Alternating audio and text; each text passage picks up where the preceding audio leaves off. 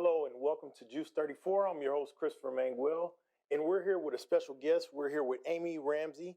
She is the Director of Community Outreach and Education here at the CAC.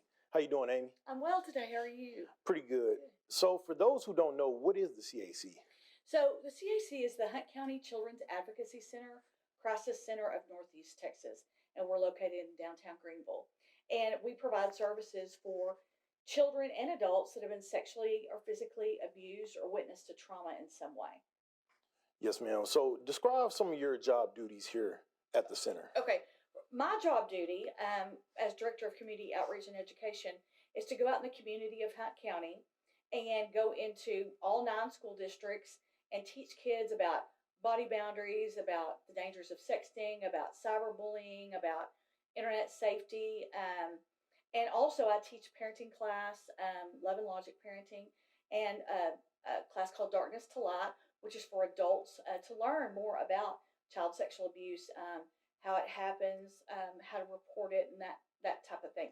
And I also go to community functions and speak about our agency and try to educate the public that this is really why this agency is such a need here in Hunt County and across the U.S.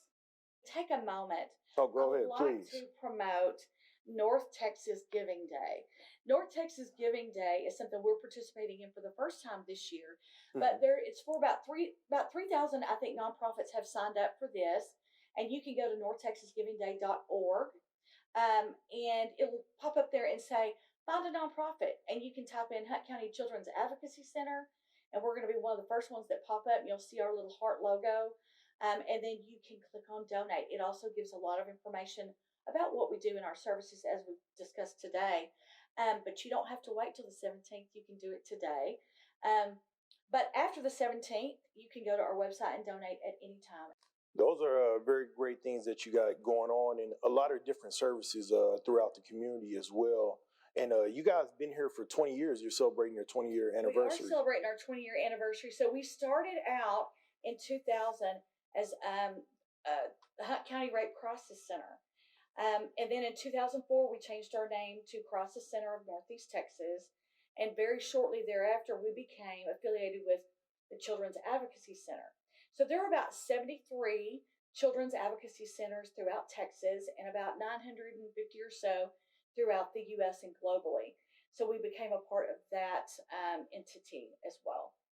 Wow, that's amazing that it's been 20 years so far that this establishment has been in the community. Yes. So talk a little bit about some of the special programs that you guys offer that you do on some of your community outreach.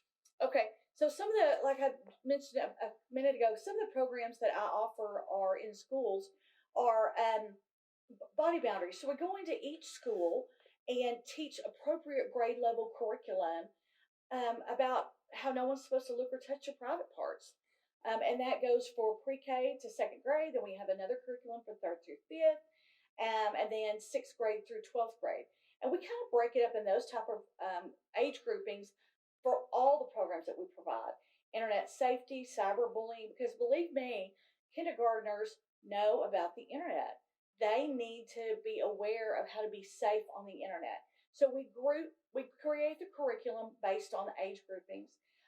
Internet safety, like I said, and anti-bullying. We also teach parents about the dangers of apps.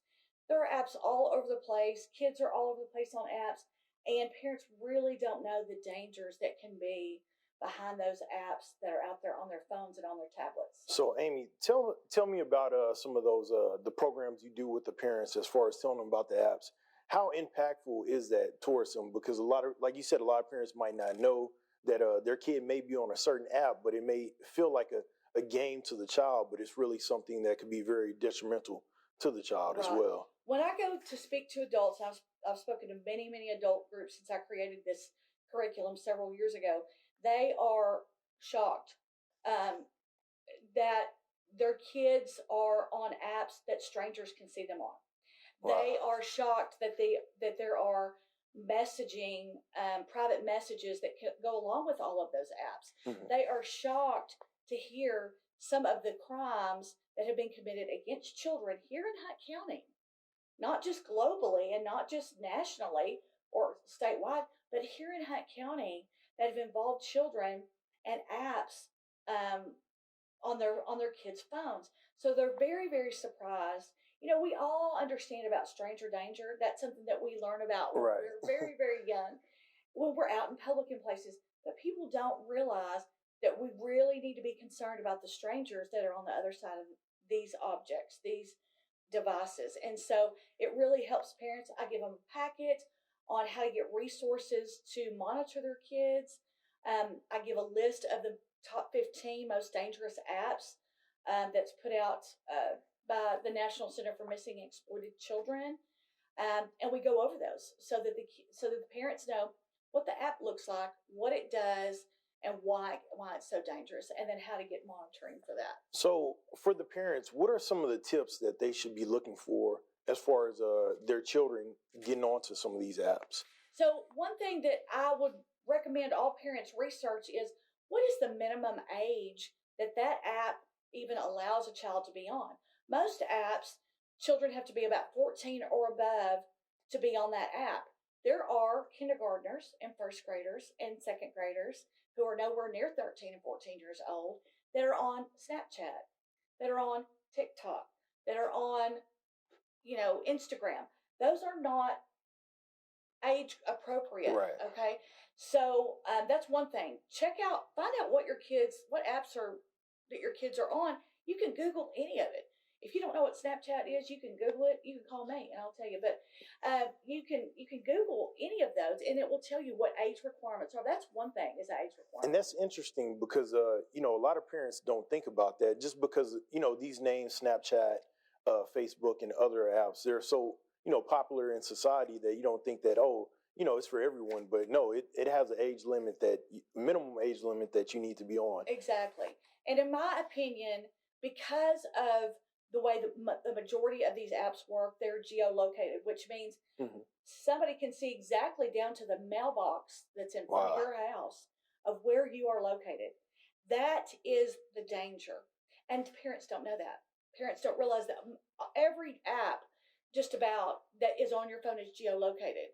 And so that means that they can possibly see where a child is if those privacy settings aren't set up properly. And if they're not at least at the minimum age. I'm really pretty strict about it. Like TikTok for me is a no-no for really anyone. And I know people out there are going to go, oh, I love TikTok and it's fun. But TikTok is a dangerous app for children because it is a predator's haven. And I can get deep into conversation about that, but that's not really the point today. But if you want to know more about TikTok and some of these dangerous apps, I would be glad to go to your church, your civic organization, get a parents group meeting together, get your neighborhood, whatever you'd like, and call me, and I'll be glad to sit down and go over those with you in detail about why they are so dangerous. Yeah, and that's just very interesting that program, and I'm pretty sure it's really popular, amongst school districts and here in the community because that's a lot of information that kids or parents might not know about that they need to be watching out for as well. Absolutely. So talk about some of the as far as the offerings that you have here within the center that you guys have going on. Okay, so we are a neutral party that provides a service to CPS and law enforcement. When a child makes an outcry, and an outcry simply means a child tells someone for the first time that they have been sexually abused or physically abused, or let's say it's discovered accidentally. And that report is made to CPS or law enforcement. They then contact us, and what's called a forensic interview will be set up here in our office by our trained forensic interviewers. And that's a time for the child to speak with just the interviewer and just to hear their story. What happened? We don't ask leading questions. We don't say, you've got to tell us what happened. We know, we've heard, you need to tell us. It is a time for the child to say what happened or what didn't happen. We are just as hopeful that nothing happened. But it's a child-friendly environment where they don't feel like they are, and you'll see, as I'm sure you guys are going to tour the facility here in just a little bit. Yes, I am. But it's a very child-friendly environment. So that's one service that we provide. But also, what really is super important is the therapy services that we provide. We provide free therapy services for the child victim and their what we call non-offending caregiver. So that's that guardian or non-offending parent that did not perpetrate on the child or was not any part of that alleged uh, offense will also get free therapy, because not only do we want that child to be healed from that terrible offense that occurred and that trauma that goes along with it, but we want those people that are taking care of those children to be able to understand what that child is going through, how to deal with the day to day healing that is going to be going on as the child goes through our therapy services. So, talk about the environment that you want to create here at the center for the children or adults that come in here in the center for the first time. So we want those kids to come in. They usually come in scared. Parents come in scared, or the non-offending caregivers come in Mm-hmm. scared. We want this to feel comfortable. We serve the children snacks.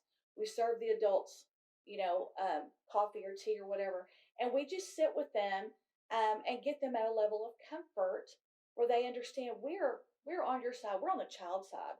That's where we're at, and we do not. Put somebody off in a room by themselves and pepper them with questions. We are about finding out what did happen and what didn't happen.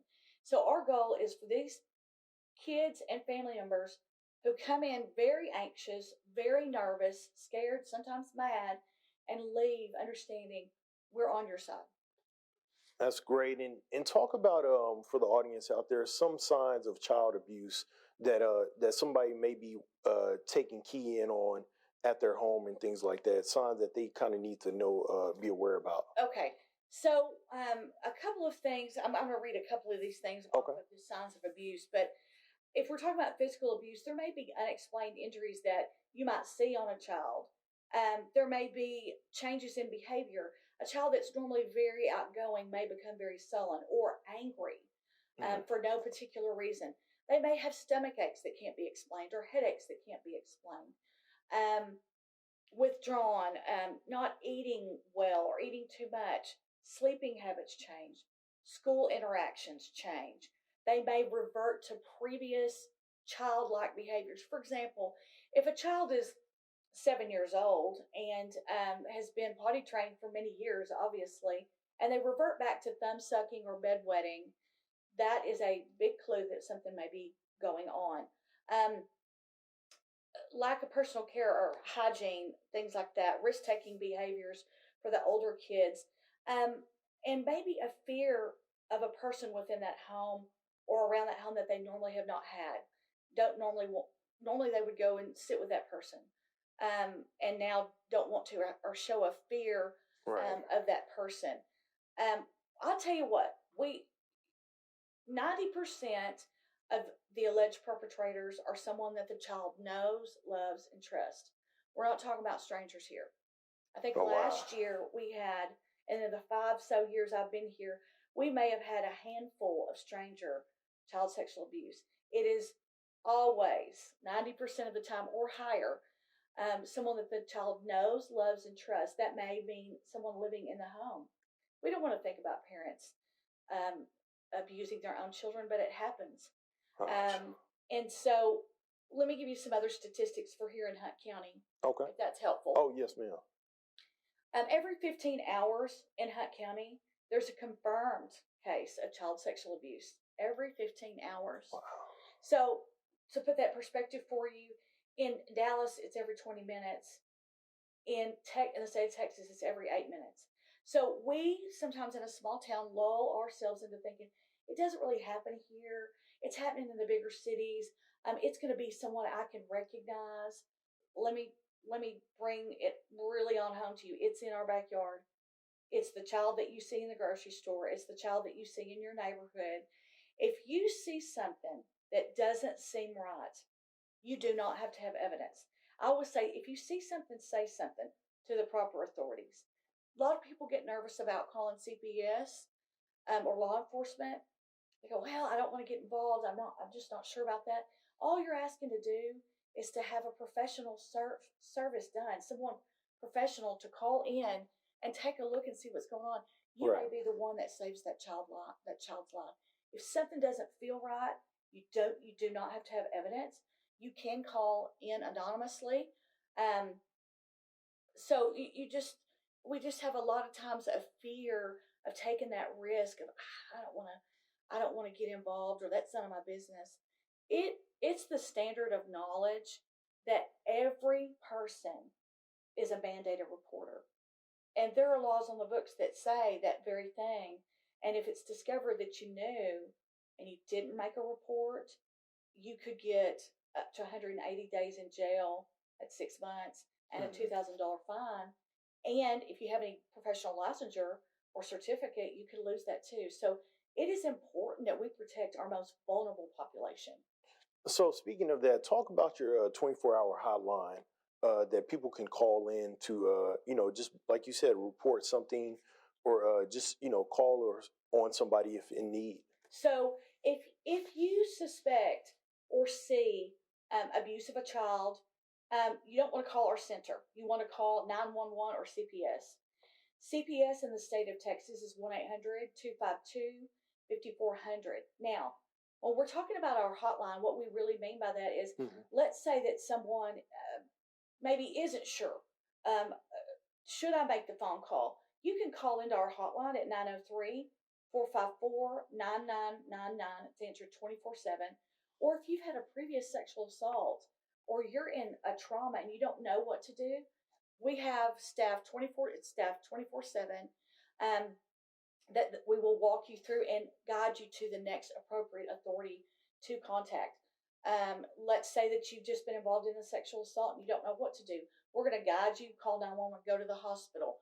We're going to tell you what you need to do. But we always tell any and everybody, if you witness a sexual assault, if you believe something like that is going on, your very best, because we're going to end up telling you to call CPS and law enforcement anyway, that's your very best bet to do.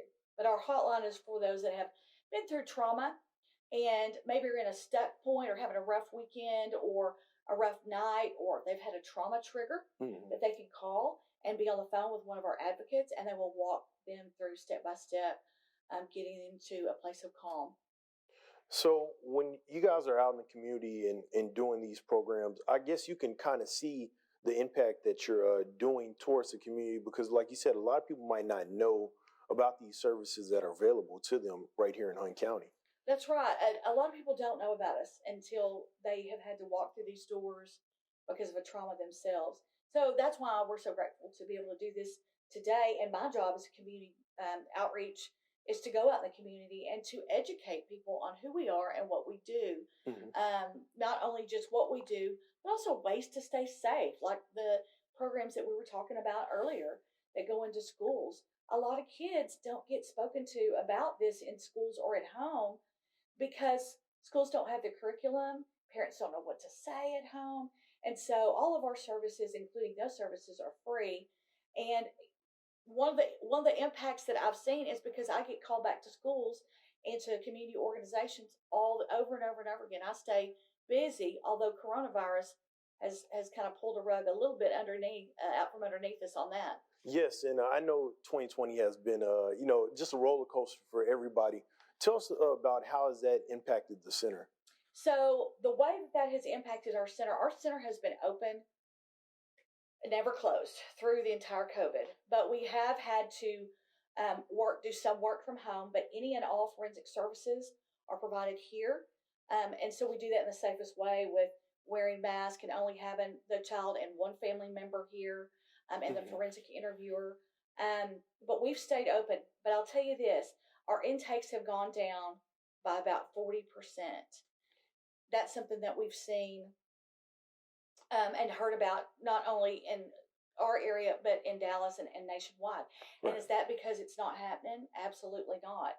These children are now stuck at home with their with their perpetrators, and they have no trusted adult to tell. So we're starting to see, as schools have been rolling out, and more eyes on children, our forensic interviews have come up and up just in the last couple of weeks. But that has been something that's been down 40%, but we have kept working. My job has been difficult because when things stopped around spring break, all the rest of mine, I think you and I had Yes. something set up Oh, absolutely. to Yes, ma'am. speak at a civic organization. That had to stop. So I've had to do everything through Zoom. And then when school was out, that's sort of my downtime where I do more civic things, but that's all been rolled up too. So we're just now getting to be able to be back out and be in a few schools and in a few of front adult groups and civic organizations. And so what my job is going to look a lot different. It is going to be probably in Zoom meetings, Right. in classrooms, talking to kids about the same thing. That's not going to stop. Those services will continue to be done. We'll just do it a different way. And also, just to follow up, our therapy services have continued the entire time too, but we've moved to telehealth. So, and there are a few kiddos that do have to come in the office, that it's just a better environment for them to do one on one than telehealth, which is still one on one. Explain a little bit of what that is, telehealth. So, telehealth would be like if you were to see your doctor via Zoom or via video. So it's live, but it's through a HIPAA compliance. Actually, we use Zoom. And we purchased the HIPAA compliant version. And so the therapist will meet at the scheduled time for that 1 hour period with the client, whatever age they may be, and do what they normally would do. So none of that has changed. And so we're very happy about that. And I think that's a great service too, especially with everything going on. That person can stay safe as well, and then also be able to benefit from the services that they're getting through those therapy sessions. Absolutely. So, tell us about the website and different information that people in the community can find on the website. Okay. So our website is www.ccnetx.org. Please like us on Facebook too. Nice. Hunt County Children's Advocacy Center. Please like us on that as well. But on our website, you'll see you can donate. You can learn more about what we do and what our services are. It also has signs of child sexual abuse or physical abuse. There's a lot of really good information on there. And let me just tell you, our donations are very, very down. We normally have 4 fundraisers a year. We've not been able to have any. We have a couple that we are in the process of scheduling, probably in November. Hopefully, if things don't roll back, and we hope that they don't. But because we are about 70% grant funded, for every dollar that we get in grant funding, we have to raise $5 on our own to keep our services free. What I mean by services, our therapy services, all the services that we provide, which are free.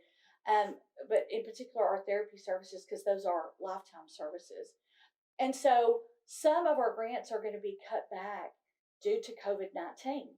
So I'm not good at math, but I'll tell you that when grants get cut, that part of what we have to raise of $5 goes up.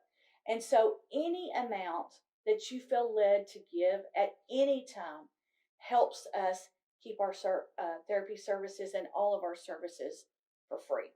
So speak about some of those fundraisers you did, just as far as throughout the years. What were those fundraisers? Okay, so every year for 15 years, maybe 16, we have had what's called Strikes for Tax bowling tournament. It's usually held in March or April. I'm sorry, April. It got canceled, of course, this year. But that's something that we do, and it is so much fun. And we usually hold that at Shenanigans. Wasn't able to do that this year. Right. And then we have our largest benefit in June. We were not able to have that benefit either. Then last year we had a car show in the fall. We were going to do that again this year, and we may get to. I'm going to be making an announcement about that in a week or so if we get to have a car show. But then also in the fall we will have. Last year we had a night at the Texan where we had a kid-friendly movie night, and we raffled off a lot of things. And then we had murder mystery that was sponsored by one of our local large companies here. Will sponsor a murder mystery, but we have not been able to have that at all. So with that, no fundraisers, no $5 for every $1. So we are struggling. So keep us in mind. I always say, we say shop local, donate local. That way you know exactly where your money's going. You can go to come down here and see where your money is going. And if you want to know more about us, you go to our website, go to our Facebook page. I have several videos that I posted there. Please take a look at those. I'm always posting things. Or if you want to know more, call us 903-454-9999. And I think that's a great way for the community to give back to the community as far as donating to these local organizations as well. Absolutely. And So, it's helping our children. Our children that are growing up here in this community are going to be our future, employees and future employers. They're going to be parents raising children eventually. So we want to be able to help those children heal from the trauma that they have experienced from child sexual abuse or physical abuse. oh, absolutely, and building towards the future. Absolutely. So, talking about, let's go into volunteers as far as, people that want to get involved, people that are watching this right now at home, Mm-hmm. and they want to give, but they want to give their time. How do they get involved? Okay, so that's a great question, and thank you for asking that. We do need volunteers. So there's a couple little criteria for volunteers. Um, you have to be 21 years old, and you would want to call up here and contact Macy Burt. There is a 40-hour training required by. We give that training here. It's required by the OAG's office, the Office of Attorney General. You will have to pass a background check. That would be a criminal background check and a CPS background check, basically, that you've never harmed a child, because that's what we're about, is keeping children safe. So there's those couple of criterias, and we need volunteers to help us take hotline calls. We need volunteers to help us when we get a hotline call where we have to go to the hospital and be with a child or an adult that has been sexually assaulted. That's a pretty heavy thing, but we train you every step of the way on how to do that. So we are in need of volunteers. Um, Training right now will be done some in person and some virtually. But we have a wonderful trainer, Macy Burt, and that's really all. Just give us a call and let's talk. So I know that it takes a lot of hands on deck to keep this organization afloat and to run this. What are some of the leadership roles here at CAC? So of course we have our executive director, Holly Robinson, and she runs the whole ship. So she makes sure that we're all doing what we're supposed to be doing, and she makes sure that all protocols are being followed at all time, from our MDT members to ourselves and CPS caseworkers and all that. She has a very tough job. She's been here for, I want to say, 13 years now, Holly. If I'm off by 1 year, I'm sorry, but I think about 12 or 13 years now. And then we have our director of finance and grant management, and she handles Jewel West, and she handles all of our grant writing and our finances and those types of things. And then we have our clinical director, Nicole Everett, who supervises our whole entire therapy department, which we have two additional therapists besides her. We have a play therapist and then another therapist. And then we have our program director for forensic services, and that's Jessica Francis. And she handles all the forensic services and all of our MDT, which stands for Multidisciplinary Team, which consists of law enforcement, CASA workers, CPS workers, therapists, anyone that our own staff, juvenile probation, the DA's office, anyone that could be involved in a case. They all work together to make sure that everyone has information that they need, and review those cases appropriately, and that the parents, non-offending caregivers, and the children get all the services that they need. So it's a lot of moving pieces. A lot of moving pieces. Yes. So talk about if one wants to do an internship here at the CAC, how can they get involved? Oh, that's great. You're talking to the right person right here, because we have interns every year. We currently have one right now. She shares this office with me. We have one every year. So what they would need to do is just give us a call. We typically have social work interns, but we've also had criminal justice interns. So I supervise those interns.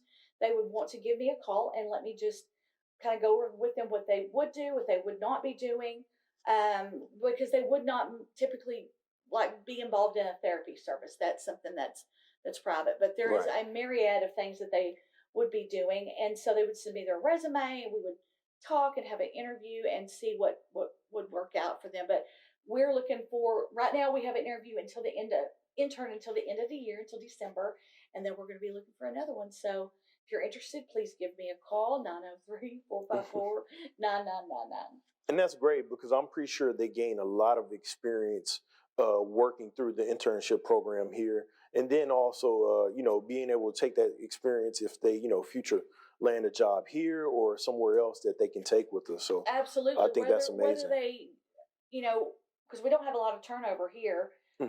People get in here and love their jobs and stay because we're very passionate about what we do.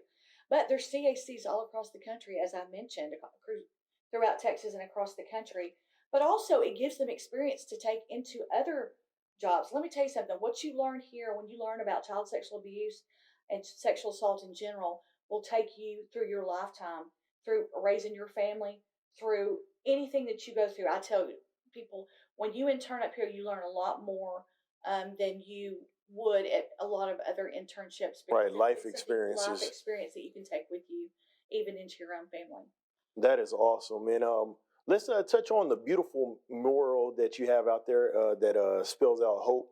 Yes. Talk about that. I know that's really a staple point here in Greenville that a lot of people see that sign, but they may not connect the dots to CAC as well. Right. Okay, so part of our mantra is hope, healing, and justice. And we chose the word hope to be put on the side of our building and chose the colors Brandon Adams, who's a local artist, Hmm. and Tex Moton, who's not local here, but he works with Brandon Adams on some things, but did that mural. And we want to convey something that's light and airy and friendly so that these kids and the families that come in can see something that's uplifting and not have, a scary brick building that they're going into to talk about something that may or may not have happened to them. And so that mural is, I can't tell you how many times we see people with their graduation caps on, with their brand new babies, taking pictures out in front of that mural. That's something that we're very proud of.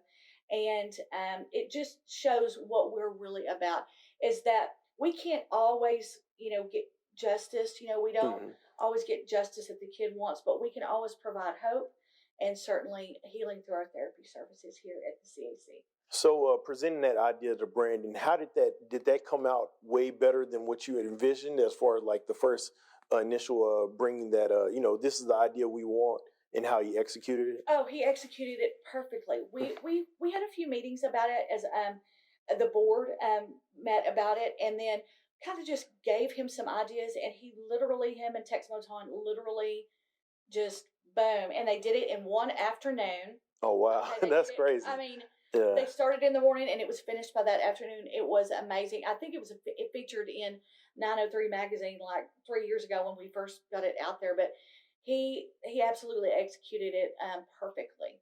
Yeah, and it's crazy that you say that because I feel like it's been here for so long, but 3 years Not that is long. not that long. But it just goes to saying that like you said, you have so many people go by and take pictures, whether they're from Greenville or not even from Greenville, out of town. It's just a beautiful mural that Yes, people can see on Lee Street. it is beautiful. And so, talk about just as far as more contact information if people want to contact you guys. Okay, so of course, what I really want you to do is go to our Facebook page and like us on Facebook, Hunt County Children's Advocacy Center. Type that in, like our page, take a look, like and share. Obviously, you can go to our website, and that is, I'm going to say it again slowly,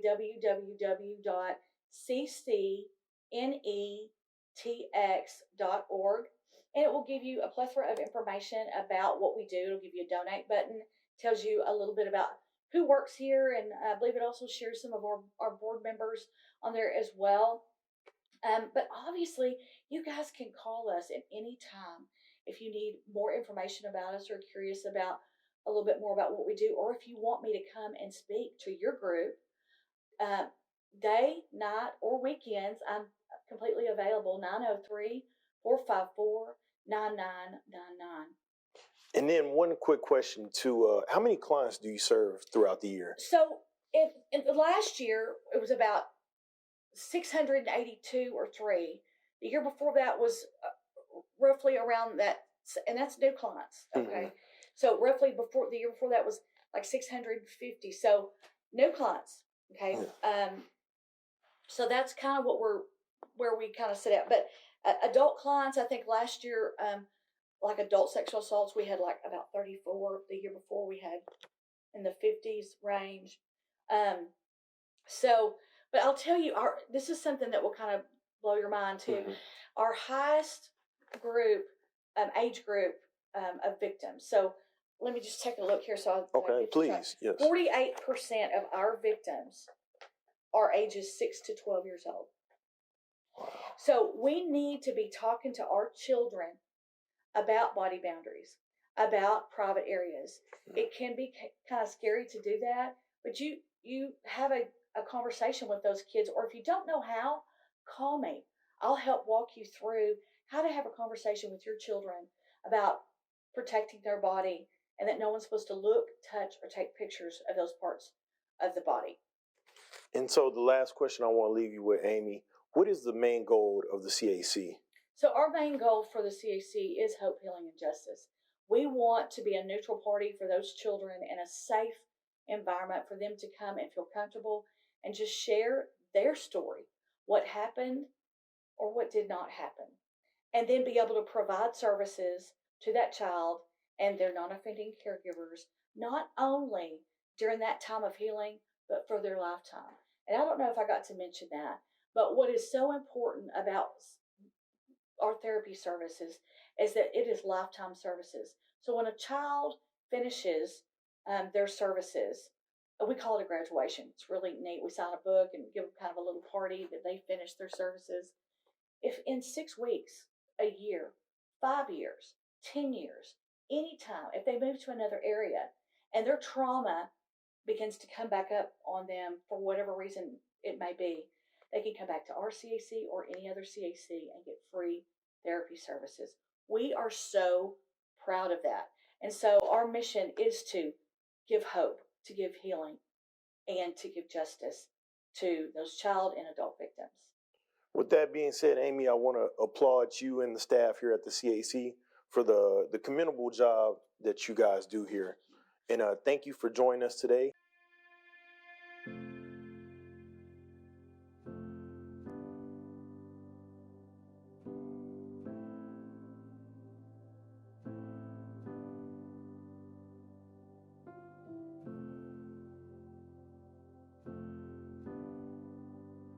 This video has been brought to you by GEUS 34. GEUS is your community-owned provider for electric, internet, cable TV, and true local programming.